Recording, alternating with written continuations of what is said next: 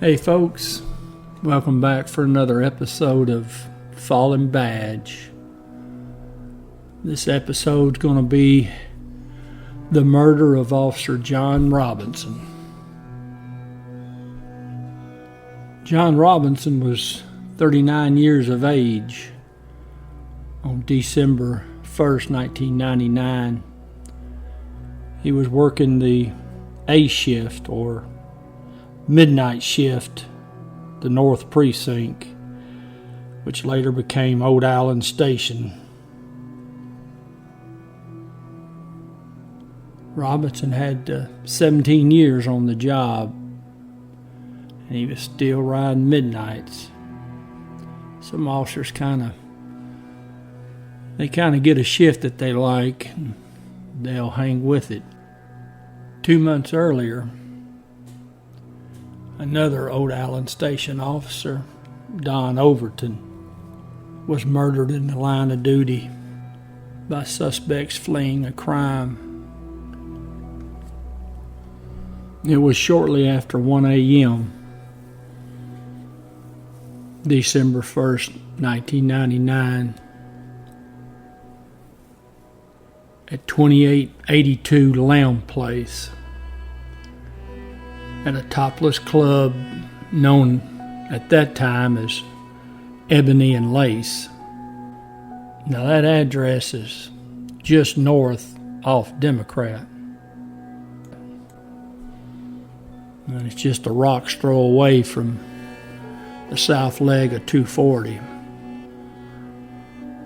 Now when I was in the gang unit, we hit that club with OCU about 97 or 98, and that was absolutely the nastiest club.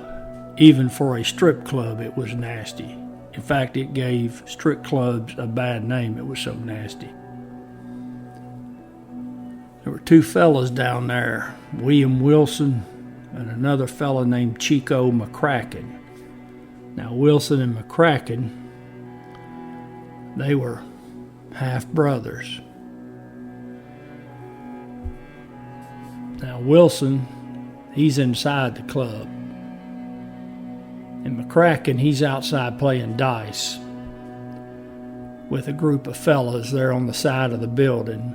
Some of them's employees, a few of them aren't. Well, as usually happens in a dice game, somebody's losing. In this case, it was McCracken. Now, they got into an argument. The other fellas at the dice game, they kind of melted away, went back in the club. One of them went and told Wilson that his half-brother was out there and was getting carried away. So Wilson, he goes outside the club and goes down there to see what's going on. Now, Kraken tells Wilson to go get the car. They've got a 1995 blue Mazda.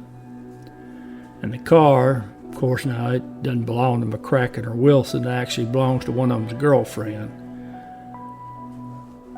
So Wilson, he goes and he gets the car. McCracken, he pulls a gun on this fella, tells him he wants the money. And just to emphasize how serious he is about his demand for money, he cranks off a round in the air from his pistol. Well, the fella, he goes on, he throws down the money that he'd won in the dice game. Well, McCracken decides that ain't good enough, so he tells him he wants all his money. Well, now the robbery victim, he ain't wanting to do that because he's got a little bit of money in his pocket.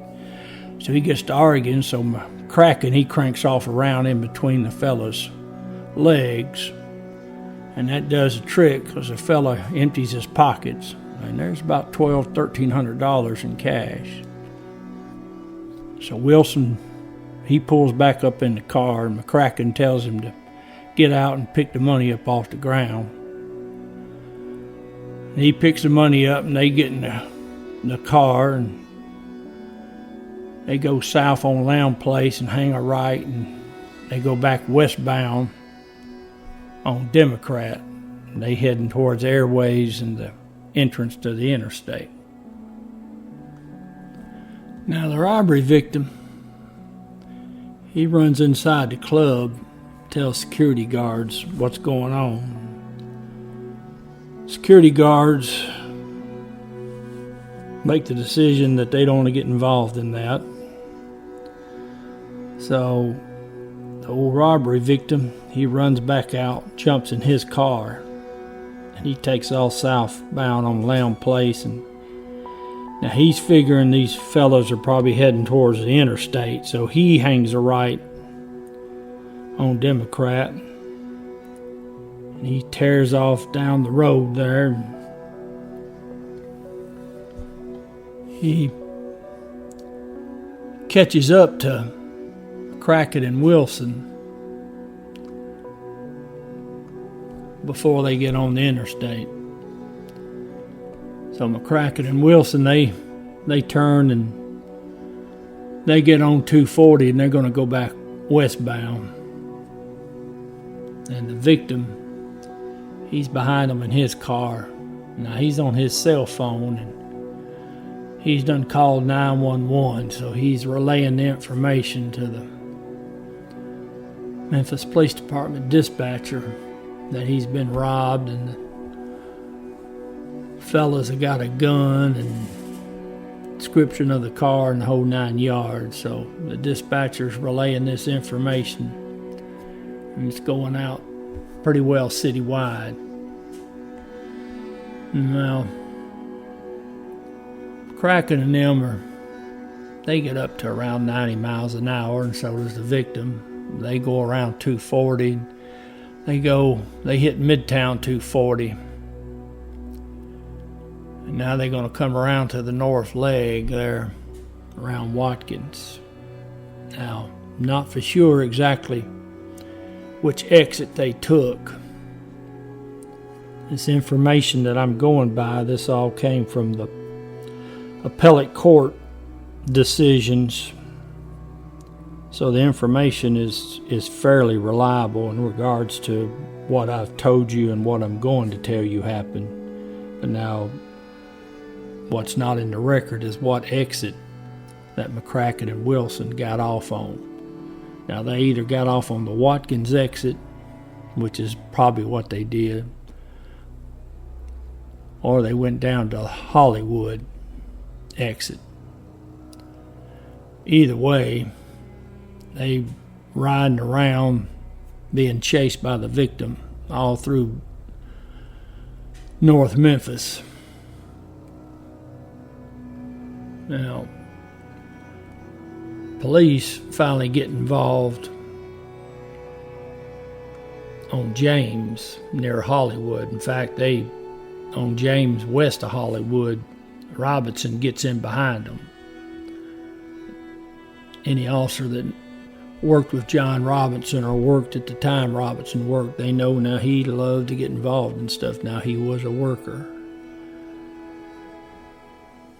So Robinson, he gets on the radio. He's in a one-man car, and he says he's behind the suspect vehicle and they're eastbound on James. Now the Mazda, it hangs a left and goes northbound on Hollywood. And then, of course, you know, Hollywood, it turns into a street called Range Line. Robinson's on the radio, and he's advised now that one of the suspects has pointed a weapon at him through the car window, and that he is in pursuit. Now, when that transmission goes out, Robinson is northbound behind the suspects on Range Line. They right there, right around Tresvant High School. Now, another North End officer, Robert Wilkie, he's in a one-man car. Now, he's done caught up with it, and he's behind Robinson. Now, they going about 50 or 60 miles an hour, according to what the police are saying over the radio. If you're in a pursuit, you have to give out the charges, and also you have to say what the speed is, because the lieutenant has 60 seconds to make a decision on whether you should continue the pursuit or not. So now, a two-man car got Dave Royal and Chevalier. They were heading towards the precinct. They turn, and now they've done went down there, and now they're in on the chase.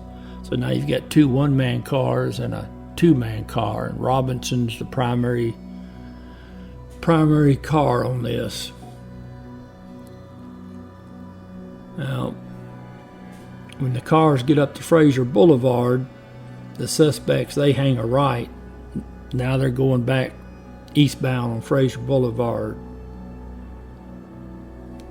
Robinson's right behind them.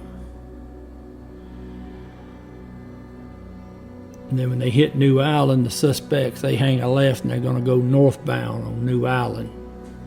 Now, New Island is a 4-lane divided highway.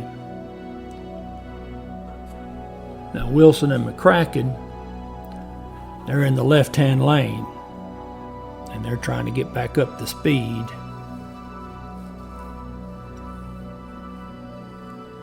Robinson, he gets over in the right-hand lane, and he starts trying to get up beside the suspect vehicle.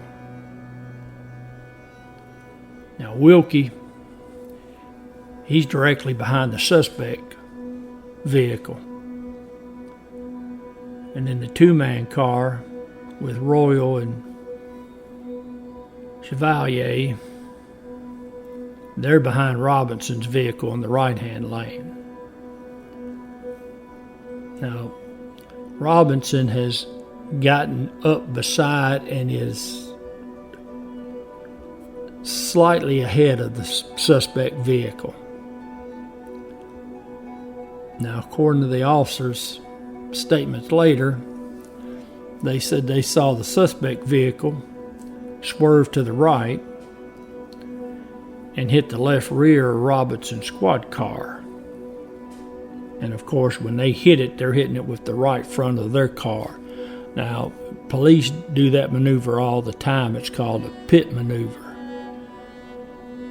Now, when the suspect's vehicle hits Robinson's car in that left rear quarter panel, it sends Robinson's squad car into a spin. And it spins off the road on the right-hand side. Now, that right-hand side is nothing but woods. So Robinson's squad car cuts down several trees, and then it finally hits a tree too big to be knocked down. And Robinson's squad car is basically pancaked. Now, the suspect vehicle, it lost control, and there's guardrails there in the center because they were in the left-hand lane, so it pushed them back to the left, and they hit the guardrails and spin around. Suspects are taken into custody. Now, when the officers get to Robinson's car, according to the court records, Robinson was pinned in his car. He was gasping for breath. His eyes were wide open and he was unresponsive. Now they call in the life flight, the air unit.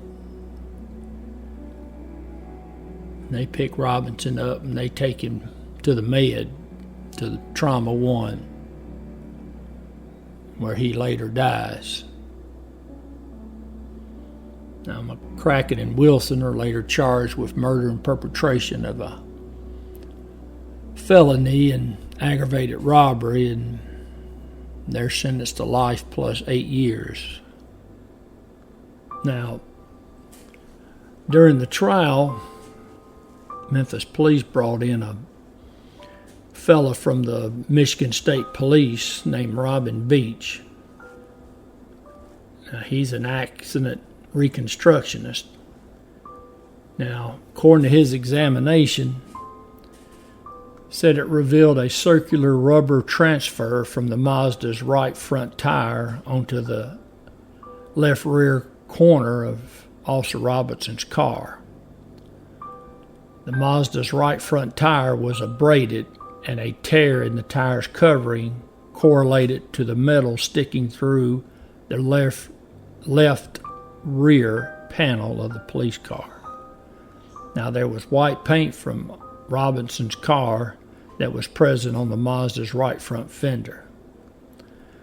Now, this Michigan fella, Sergeant Beach, testified that circular pattern rubber transfer on the left rear panel of the police car could only be caused by turning the wheel to the right, thereby exposing the tire's tread. If the tire had been straight on impact, Sergeant Beach said that there'd be no rubber transfer, which tells you that the suspects turned the wheel to the right, that was an intentional act. I know there's other people that don't think that's right, but that's what he said. Now, Sergeant Beach also said that he estimated the two cars were only in contact for a matter of seconds before Officer Robinson's car spun out of control. Something else he said he noted that there was an absence of an alteration in the filaments in the Mazda's headlights, indicating that the lights were not on at the time of impact. The suspects had turned their headlights out during the chase. Now, according to Sergeant Beach, at the time of impact, the cars were traveling at roughly the same speed, which was approximately 49 miles per hour.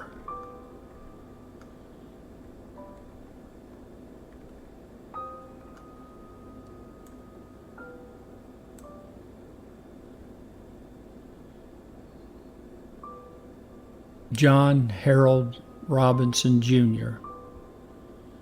End of watch, December 1st, 1999.